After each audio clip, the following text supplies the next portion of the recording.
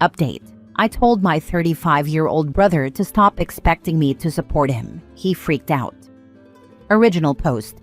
So here's the situation. I, 28 female, have a brother Joe, 35 male, who's been living off of part-time gigs, handouts from family, and whatever he can scrape together for as long as I can remember. A few months ago, he asked me for a pretty large sum of money to help him out because he was in between jobs, even though this isn't the first time. He said he was going to use it to pay rent for the month, but I found out he had actually spent it on a concert ticket for himself and his friends.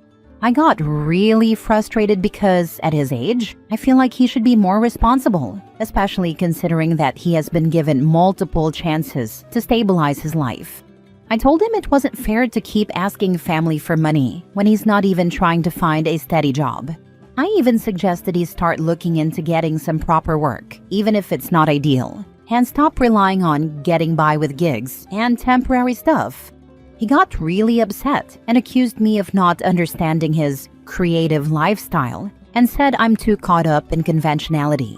He also said I was selfish for not supporting him in his struggle because, apparently, everyone else in the family has been helping him.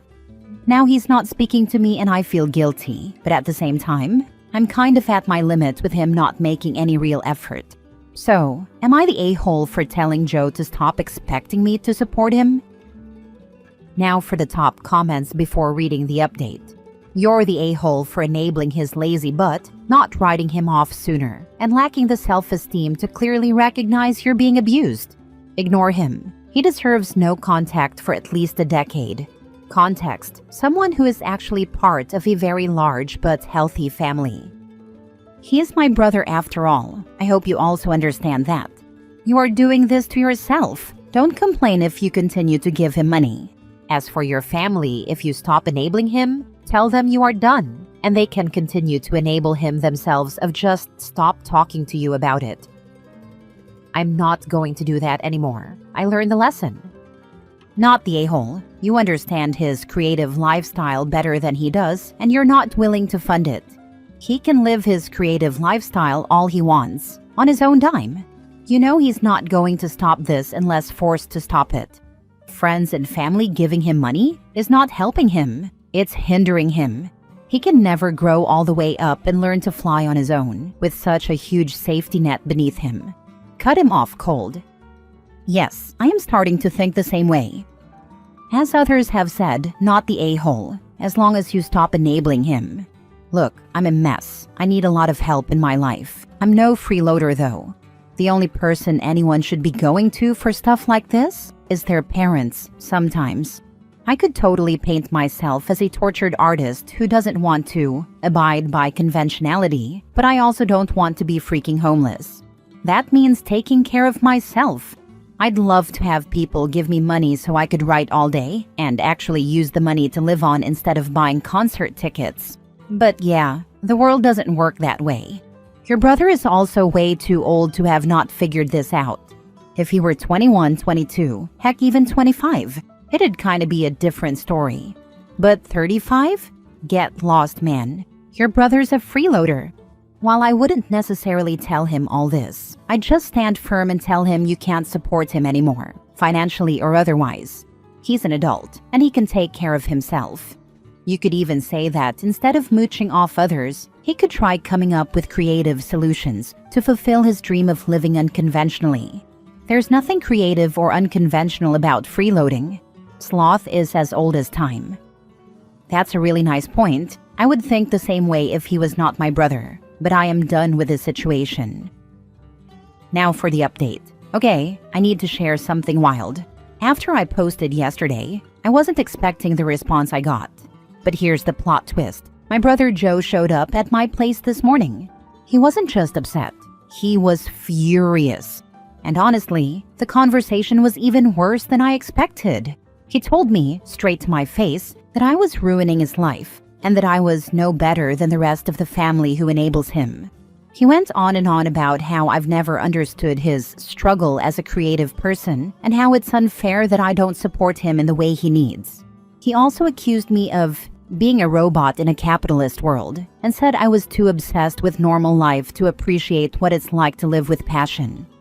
Here's the kicker. He actually had the nerve to say that I was selfish for expecting him to be responsible, because apparently that's not how artists work. He then dropped the bomb that he's been living like this for years because he's not meant to conform to the system, and that I should learn to let go of the idea that everyone should be stable.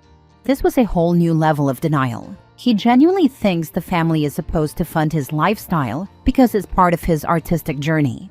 I'm honestly in shock. I get that he wants to live differently, but at what point is he just refusing to grow up? How is it my problem that he refuses to even try to get a stable job, especially after wasting so many chances? I mean, he literally asked me for money and then blew it on a concert. How is that not manipulation? I finally told him he needs to figure out his own life because I'm done being his safety net. It's one thing to help out occasionally, but this has become a pattern. And I'm not his personal ATM. The worst part? He tried to guilt trip me into feeling bad for not helping, as if I owe him because the family always does. I don't know if he's ever going to see my point of view. Honestly, I think he's too far gone. But one thing's for sure, I won't be manipulated into continuing to support this cycle. He needs to wake up and face reality. I do feel bad that our relationship is strained, but I'm not going to apologize for demanding accountability. So, to wrap this up, I'm still standing by what I said. I have every right to expect him to get his act together. He needs to take responsibility for his own life, and the rest of the family can't keep enabling him. If he's mad at me for setting boundaries, so be it. I refuse to be part of the problem anymore. Not the a-hole. You're not ruining his life. He's doing that all on his own. There's a difference between supporting someone and being used. He's not asking for help. He's demanding to be carried. Good for you for setting boundaries. If he truly believes in his artistic journey, he needs to find a way to fund it himself. This is the thing. Unless your lifestyle actively hurts others, a person should be able to live however they want. If OP's brother wants to break free of the system and live unconventionally, all the power to him. But he needs to be able to support that lifestyle for himself or accept the lifestyle limitations his lack of resources will manifest. If he's incapable of either, then he can get a freaking job. That's a sociopath. Your brother doesn't care about you, he cares only about himself. He can find help elsewhere. You did everything you could to help. Let go of this clown. Hard to hear, but he'll probably be like this forever. Cut the cord before he becomes a bigger liability. This is very accurate. People think sociopaths are dangerous or criminals, but many are just consummate manipulators who know how to use everyone in their orbit to their advantage. Not the a-hole. 1. He wants to live an alternative lifestyle? Fine. He can go live in an artist commune and stop mooching off his family. 2. The money OP earns is part of the capitalist world, so as an artist, he shouldn't want that tainted money anyhow. 3. He's more than welcome to let the rest of the family keep enabling him, but OP has no requirement to do so. Next story. Am I the a-hole for leaving dinner early after my brother's wife kept making passive-aggressive comments about my job? This happened last weekend at a family dinner. My brother and his wife invited everyone over, and I was actually looking forward to it. Everything was fine at first, but then my sister-in-law started in with her usual comments about my job. For context, I work in tech. It's a solid job, pays well, and I enjoy it. But for some reason, my sister-in-law has always had this weird attitude about it. She thinks that because I'm not coming home covered in sweat or physically exhausted, it's not real work. She's made comments before, but I usually let it slide. This time, she was on a roll. She kept saying things like, "Must be nice to sit around all day and make more than people who actually work hard," and "Some of us don't get paid to play on a computer." Everyone at the table kind of laughed awkwardly, but I was getting sick of it. I finally told her I work just as hard as anyone else, and I don't see how my job affects her at all. She rolled her eyes and said I was being sensitive and that she was just joking. At that point, I was done. I finished my plate, thanked my brother for dinner, and left. Now my mom is saying I was rude for walking out and making things awkward, but honestly, I feel like I just set a boundary. Am I the a-hole for leaving? Not the a-hole. As someone who works in tech, I can say we don't just sit around and play on a computer. We deal with a-holes like your sister-in-law all the time. His sister-in-law sounds insecure about her own choices. It's not his fault she feels that way. I would have said that. No need for you to feel jealous or insecure about your job. This is a safe space. We all have regrets. You may have taken a poor path, but there's always time to change directions. The important thing is to not allow your fears cause you to act out inappropriately. Also, you could say, capitalism isn't fair. Sucks to be you.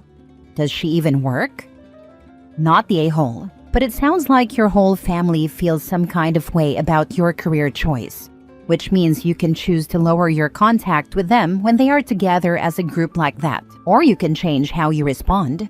Personally, in your position, I'd stay really calm and casual and, while still eating, say something like, "Wow, sister-in-law, you've done a lot of thinking about my job. I'm starting to wonder if you spend enough time thinking about me and my work that you could actually draw a salary for it. I can't decide if you're just jealous or if you're insecure and jealous. What part bothers you the most, sister-in-law? My stable career field, my good salary, or the fact I'm not slowly breaking my body down just to pay my bills? Or are you jealous about the whole thing? You know, sister-in-law, it's never too late to go back to school and pick up a career. I could help you find a good program if you wanted to get into some IT work. We each play to our strengths in life. Yours is using your body for work. Turns out mine is using my brain. There's nothing wrong with that. Damn, I can sell my house. I'm living rent-free in your head." Next story. Am I the a-hole for not giving my estranged father's wife the money he sent me? My father wasn't in my 21 female life growing up. He left my mom and me when I was 2 and refused to pay child support. He quit his job when he was tracked down for support, and he spent time in jail rather than pay. Eventually, my mom stopped fighting because it was going nowhere. She felt like it was wasting resources chasing after him when it was obvious he was going to avoid it however he could. A couple of years ago, he moved about an hour away, and I saw him for the first time since a court appearance when I was 8. We didn't speak either of those times, but it surprised me that he came back. I found out he was married and had more kids from my paternal aunt. He'd reached out to her and wanted to reconnect, and she told him where to go. She was always pretty disgusted that he walked away like he did and refused to support me financially. In December, my aunt told me he went to her house and left something for me there. I asked her what it was, and she had no idea, but she said it was in an envelope. I opened it, and it was a check, and it was a big one too.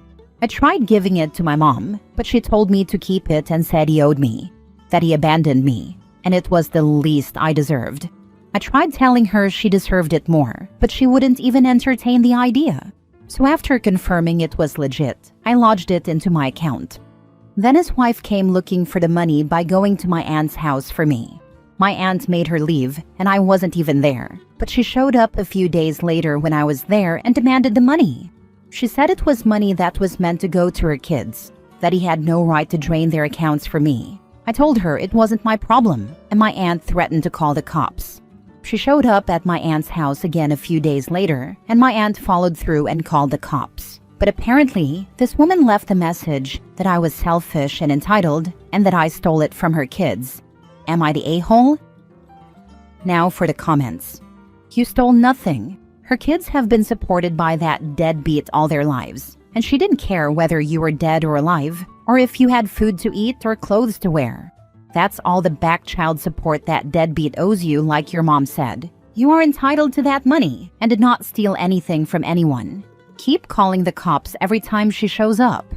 She chose to marry and have kids with a deadbeat who ghosted his own child for 19 years. Karma has finally found her address, not the a-hole. Not the a-hole. I have no idea, nor do you, what the dynamic is between him and his wife. I have no idea, nor do you, how much money is really going to her and the kids. Take him at his word the money was earmarked for you and mom, so it's your money, that's it. No idea if she's just trying to rip you and your mom off. Move along, nothing to see here. Unless you want to reach out to him and ask him directly, which actually would be the thing to do. Is he really trying to make amends? Is he on the outs with his current family and just trying to get back in touch and in your good graces? But that's your choice if you want to find out or just enjoy the money. Not the a-hole, not your monkey, not your circus. Your absent dad is definitely the a-hole for you, and it seems like he's being the a-hole to his current family as well. But you are no less entitled to that money than they are, and his current wife isn't entitled to harass you or his sister over an issue she has with him. Your aunt was right to involve the police, and she should do it again if it happens again. Take your mom out for a nice dinner, and then use the money in whatever way is best for you. Last story. Am I the a-hole for not giving my ex-husband enough time to buy our marital home? So, me, 31 female, and my ex, 30 male, were married for a couple of years, and we divorced in 2021. The divorce was messy, and I shall tell you more about it later, but we got our assets divided, except for our shared home and a car. My ex, whom I shall refer to as John, wanted to buy our shared home and car for himself, and I was fine with it. I just wanted to get rid of everything that was our shared property. I moved to a rental unit and began to wait. First, he said it would be a couple of months, then half a year, then a year, and so on. He told me he was saving money, that his financial situation was hard, etc. And I just gave him time. John needed to save approximately 4,000 to 6,000 euros to get the loan, and I believed that he could save that pretty quickly. But then started the excuses. He got laid off, he was burnt out, and so on. Although, through all of this, he had money to travel abroad and buy an almost brand new motorbike. Amidst all this, he wanted me to pay for the house renovations, upgrades he got for the house, and he even tried to get me to pay for some electrical renovations. I declined any payments because I didn't benefit from the renovations. He said the house would still be sold to him at the same price, and I didn't even get any rent from him staying there. I also didn't pay the mortgage because he was living in the house rent-free. Now 4 years have passed, and still nothing. Same excuses. He lost all the money and said that was the new American president's fault and didn't have anything. He needed more time. I said I'd had enough and threatened legal action and found myself a lawyer. He tried to settle things, but gave no answer. Now John is mad that I made him ask for a bank loan or possibly take him from his home. Because the settlement didn't work, we are going to court with this. And with that, either he buys the house and the car, or he moves and we sell it all. So, am I the a-hole for only waiting 4 years and not giving him enough time to save approximately 5,000 euros? Not the a-hole. You waited way too long. This should have been settled before the divorce was finalized. You state you have not been paying the mortgage. I sure hope he has. Because if your name is on the mortgage, that affects your credit as well. He either refinances and gets your name off mortgage and deed, or the house is sold. Yeah, at max she was an a-hole towards herself. 4 years are far too long. At max, I would have waited 6 months, but it would have been better to do it ASAP with everything else. If he doesn't have the money, then that's bad luck. But no, definitely not anyone else's fault. Also, the audacity to ask for money for renovations. That would have been my breaking point latest. Not the a-hole for refusing to give him more time. If he can't save enough in 4 years, he can't afford the house and car, and they need to be sold to someone who can afford them so the proceeds can be divided between you. I really don't know why you waited 4 years though. After a year, it must have been obvious that he was just making excuses, and either couldn't or wouldn't come up with the money to buy the house. More like wouldn't, if he was spending money on foreign travel during the same period. Yeah, after like a year, I did get a realtor to put the house on sale. But he denied access to the house to get some pictures. And John said he would still buy the house, so I gave in. 2020 and all that.